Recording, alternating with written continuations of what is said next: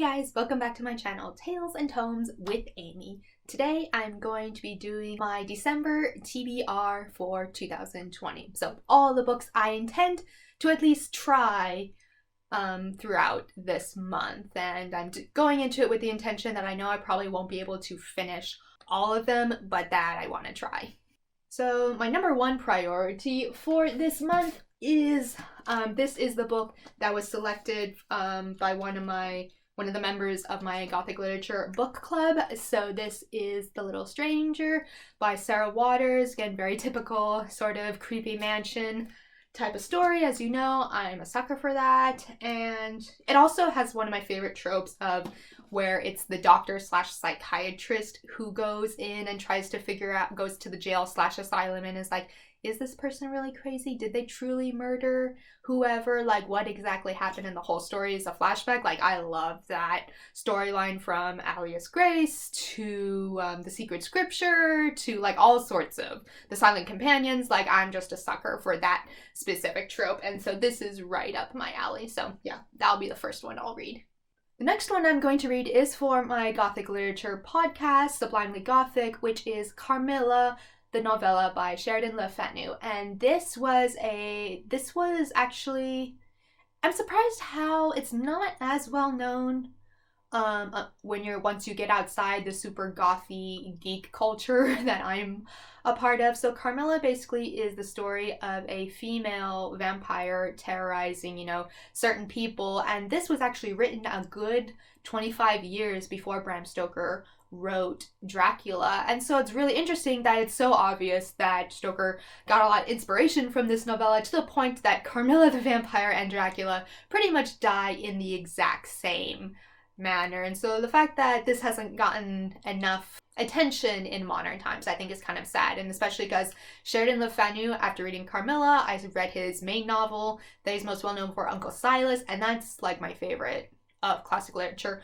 of all time. Like, he is hands down has become my favorite 19th century writer. And so for Christmas, I intend to buy for myself like this huge 8-volume collection of all of his collected works, because it's so hard to find them. Like, because even those two, Carmilla and Uncle Silas, that's all he's really known for at this point. But he wrote so many other novels and short stories, and so I'm just like, I have to have them all. The other book that I'm going to read for my Gothic literature podcast is Mexican Gothic by Sylvia Moreno Garcia. And again, my co-host insisted that definitely she bought this when it first came out and said it was really good, so she wanted to add it to the list of books that we covered. And then I also was able to secure a special guest, another Gothic geek like myself, but she is actually in Macedonia, so stay tuned for that episode. So the rest of the books that I'm going to try and get through this month are basically from my public library. I just was able to go pick up my haul just today. So the first one I'm going to try in the pile is The Death of Mrs Westaway. Again, another classic. Typical, like, relative dies, person inherits the manor, goes to the manor, and funky things happen. I don't know how much more detail it is. I've just come to learn that from Woman in Black to Horrid to, I'm just a sucker for this classic haunted house. I don't know why, I just am. Again, another shocker, Black Rabbit Hall. Like, all of these haunted manors that I haven't read yet, I need to read them. Same thing with The Ghost Writer. And this one's actually, this guy grew up in Australia and his mother is English, and, she basically has told him stories about her childhood at this, manor house that she used to live at, but then clearly something traumatized her to the point that she moved across the world and, like, didn't want to discuss, a certain element of that house. And then, of course, the guy goes back, and then just all of that shenanigans. So, again, continuing with haunted manor houses, Home Before Dark by Riley Sager. And this is a pretty new release, and it was getting a lot of hype, and so I didn't, I just had to be mindful of my budget, and I didn't want to shell out $25 or $22 for it. So I'm like, okay, I'll, check it out from the library. So, it took a while for me finally to get it. So this is kind of the main one of my library haul that I was waiting for. And then after this one said, oh, this one's ready for you, I literally just checked out all the other books that I knew were available that didn't have holds on them. And so, yeah, So everything derives from, because I really wanted to read this one, which has an interesting premise because it's not just a haunted house. I like the synopsis where it said that this guy wrote this memoir, like House of Horrors, you know, and it became a bestseller. And so this author's daughter, you know, had to live in the shadows of this sort of best-selling paranormal novel, if you will. And it finally comes to a point where her parents pass away and she finally inherits the house.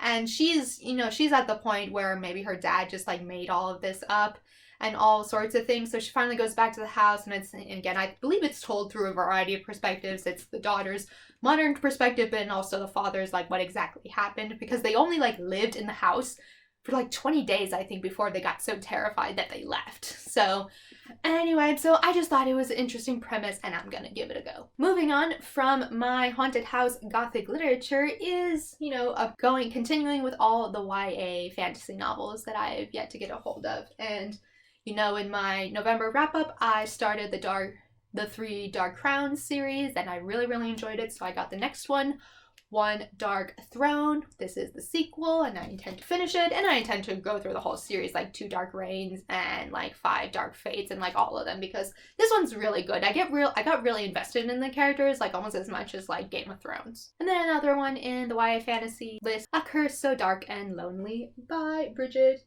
Kemmerer, and I don't even know exactly what this is about. It just kept showing up on Bookstagram, so I'm just like, I need to at least try it. And then the last one that I'm gonna try and get through this month is The Gilded Wolves. And I like the premise because it seems to be sort of historical fantasy. It takes place in Paris in 1889, 19th century, just up my alley. And it seems the main character being offered a sort of wonderful bounty to retrieve a certain specific object, and so we'll see how fantastical and how good it is. So yeah, those are all the books I am going to at least attempt to make a dent in during the month of December in 2020. And make sure to stay tuned in for the December wrap-up video so you'll know exactly which ones I actually was able to make it through completely. So stay tuned for that, and take care, everyone. Have a wonderful week. Bye.